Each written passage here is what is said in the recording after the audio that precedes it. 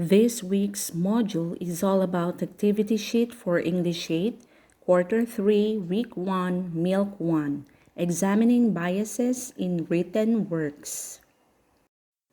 And the learning competency of this module is to examine biases for or against made by the author. So let's take a glance first for the parts of this module. And I hope for your 100% focus on the discussions that we are going to have so you could answer the activities that will follow correctly. First, what is critical reading? Critical reading requires that a reader recognize bias in writing. Without this recognition, the reader may become the victim of the writer's propaganda. To identify bias in a passage or article, the reader must read through the material and ask, what does the writer want me to think or to do? Critical reading means that you as a reader try to evaluate and analyze a piece of reading material. You have to examine everything in a material and look for the writer's inconsistencies. As an academic student, you are expected to meet the viewpoints of a writer and always create your own judgments. Next, bias. It is a subjective way of thinking that tells only one side of a story, sometimes leading to inaccurate information or a false impression. When reading the information, you must be able to evaluate whether the author is biased in giving out information, and you must be able to identify the level of bias in potential sources. This means that not all the authors give 100% balanced information. Some authors mislead their readers by giving them false or inaccurate information. So you need to be a critical reader in order to evaluate and analyze every reading material that we are going to read. This means that some authors are sometimes not transparent in the ideas or information that they are presenting. They are one-sided, and later we will know more about this as we unfold our lesson. Let's move on. Why do you think that writers tend to be biased in their writings? Here are some possible sources of bias. 1. The writer is relying on incomplete information. 2. The writer is trying to deceive the reader. 3. The writer wants the reader to believe what he or she is saying. 4. The writer's past experience is influencing his or her thinking. And the last, the writer is trying to persuade the reader. Also, bias is often present in editorials, advertisements, religious publications, and political materials. This time, let us have the common devices or techniques used by writers of propaganda and biased materials. First, use of words for emotional effect. Words like commie, racist, hippie, liberal, pinko, or words that appeal to the emotion like happy, wonderful, to promote either a positive or negative response to the reader. Example. An example of bias in an advertisement of a beverage is that if you open it and drink it, you become happy. The use of words for emotion may convince the reader to believe that he or she will become happy if he or she drinks the beverage. Now, do you remember of any propaganda from TV or radio advertisements which offer the same? Very good. So let's proceed to number 2.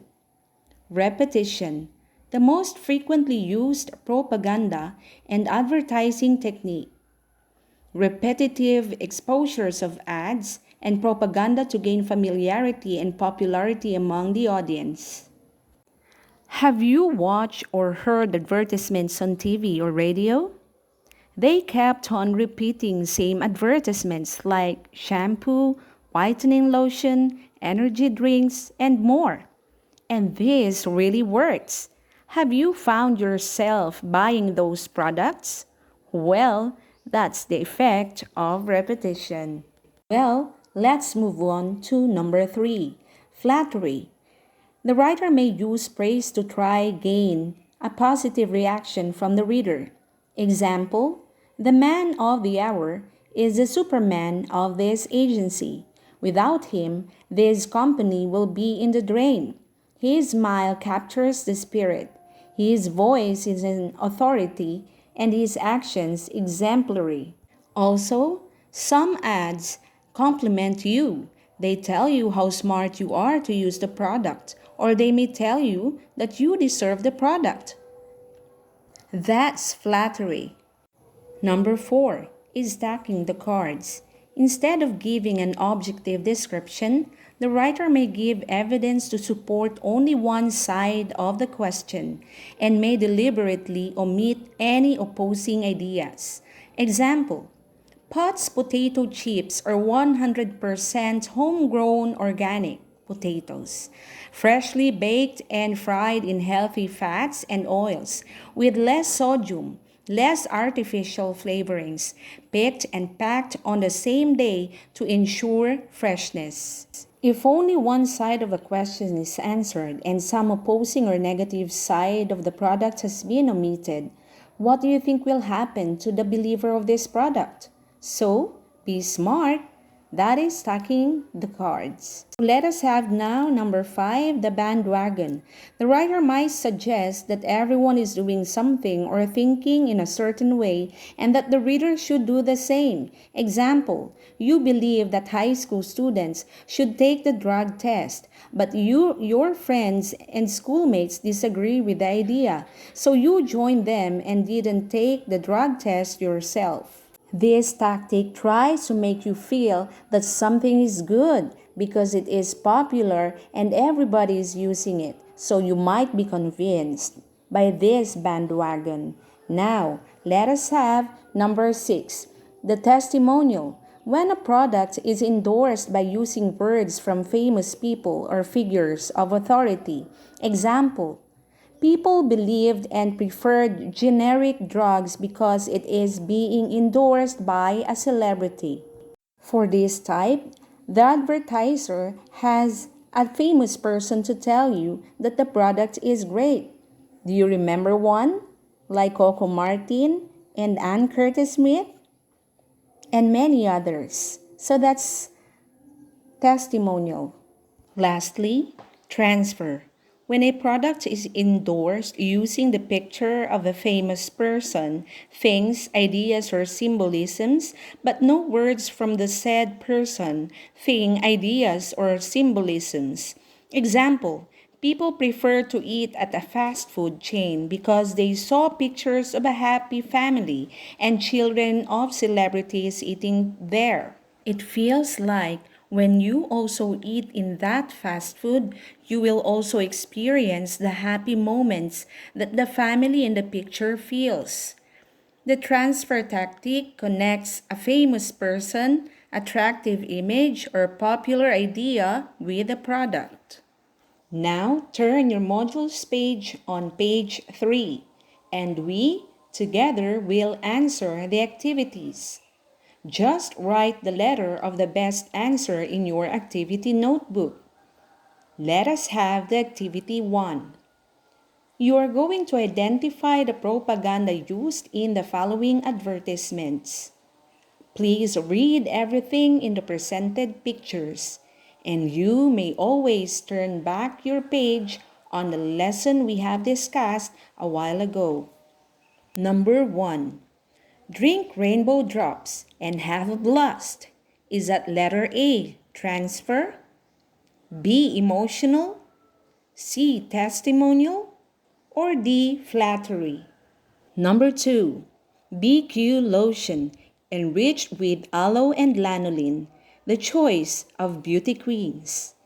Is that letter A, transfer? B, emotional? C, testimonial? D, flattery? Be careful with your answer. Number 3. Evergo. I drink Evergo energy drink. The energy I need every day. By Sarah Hieronimo, Popstar Princess. Is that letter A, card stacking, B, bandwagon, C, testimonial, or D, flattery? Number 4. Brand A tuna flakes in oil with omega-3, good for the heart, good for the health. Fresh from the sea to the can, lavish in nature's health provided by Brand A tuna flakes in oil. A, card stacking, B, bandwagon, C, testimonial, or D, flattery. Now, let's proceed to number 5. Brand X bactericidal soap kills 99.9% of bacteria and viruses. Approved by the Epidemiologist Association of the Philippines. Join the 90% Filipino families who use Brand X bactericidal soap and stay safe and clean in a germ-free environment. Card stacking. That's letter A. Is that B, bandwagon, C, testimonial, or D, flattery? I hope that you could answer them all correctly.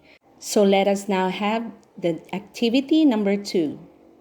As you read each paragraph, be ready to determine and identify the bias made by the author. Number 1. During this time of the pandemic, the majority of communications rely on using cell phones. Even students are now relying heavily on cell phones to reach and be rich, as well as to continue learning. But according to Thomas Sherman, a Virginia Tech professor of education said, cell phones don't contribute to learning and are potentially a distraction. He further said that there are already enough distractions. There's no need to add another. Is that letter A? The tech professor is relying on incomplete information. B. The tech professor is trying to deceive the reader. C. The tech professor wants the reader to believe that he or she is saying. D. The tech professor's experience is influencing his or her thinking.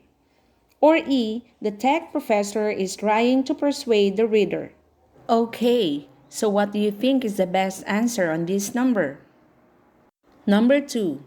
Reports on certain people who were tested positive of SARS-CoV-1, a causative agent of COVID-19 in a particular community, shocked the townspeople. The residential area was locked down for 2 weeks and contact tracing was intensively implemented. One of the residents manifested early stages of cough and sore throat without a fever.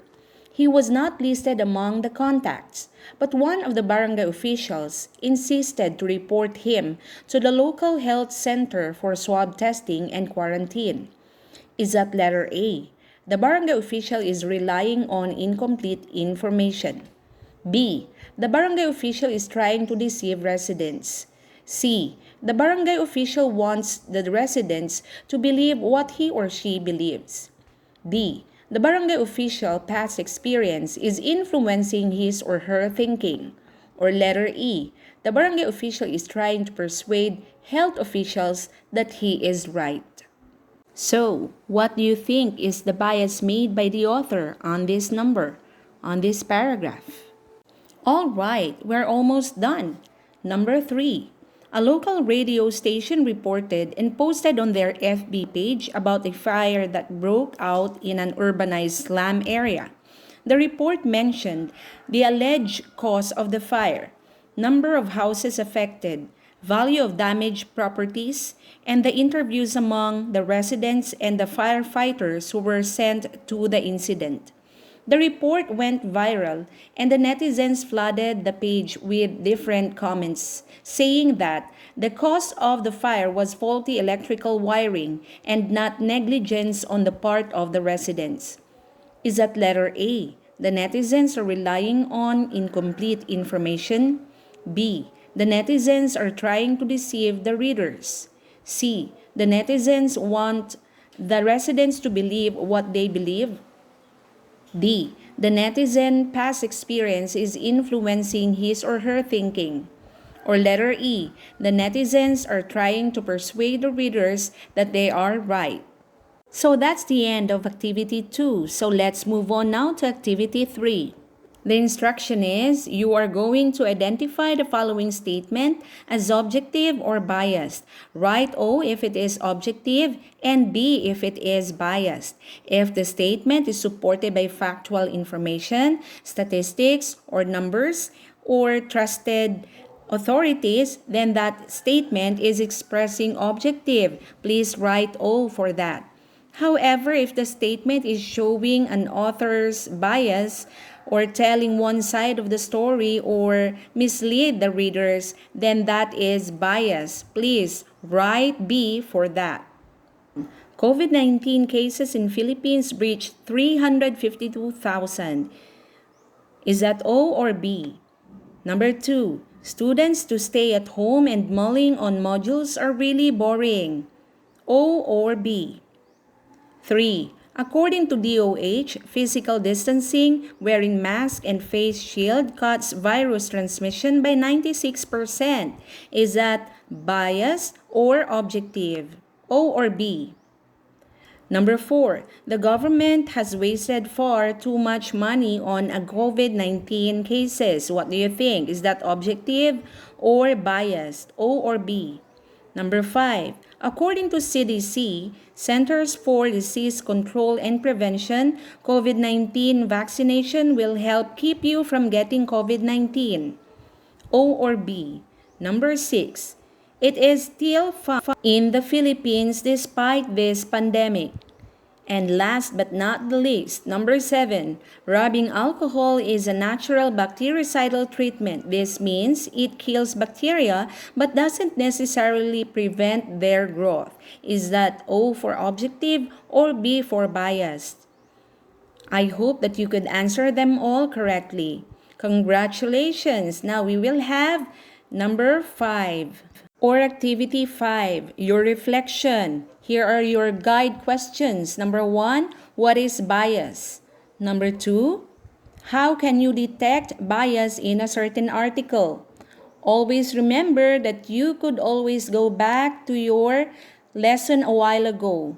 Turn your page on the lesson that we have discussed. For question number 1, what is bias? We have already given you the definition of bias on page 1 of your module. You could read it again and try to state it on your own words. For question number 2, how can you detect bias in a certain article? Remember that I have discussed to you already some possible sources of bias and the common devices or techniques used by writers of propaganda and biased materials. You can answer this in 3 to 5 sentences. Congratulations! You are done answering your Module 1 for Quarter 3. Thanks for your cooperation. Till our next module! O, diba? Tapos ka na? Sabi ko sa'yo, matatapos mo yan in 20 minutes lang. O di kaya, bibigyan kita ng ilang oras para sa iyong reflection. Mga 10 minutes o 30 minutes, tapos mo na ang iyong English 8 module. Next vlog natin ay ito, yung inyong MELC 2. So, ito na ang ine-next ko. Sana ay bigyan niyo muli ako ng 100% attention ninyo sa susunod nating video lesson. And pa-shoutout nga pala sa aking estudyante dyan kay Jake Aizon. Jake Aizon, shoutout sa iyo at sa iyong mga dabarkads, kay Jade at saka kay Ruben ng Liko. Okay? Mga estudyante ko dyan, mga kabardians, shout out sa inyong lahat. At all, sa mga teachers dyan, shout out po sa inyo. Okay. So, siya nga pala na turn on ko na yung comment section ko. Pwede na kayong mag-comment doon. Be gentle lang guys, okay? Alam kong trying hard ako. Kayo na lang po ang bahala, okay? Paki-subscribe po ako, paki-like, paki-share, at sana po ay tangkilikin pa po ninyo ang iba ko pang vlogs. Thank you mga ka-TH and goodbye!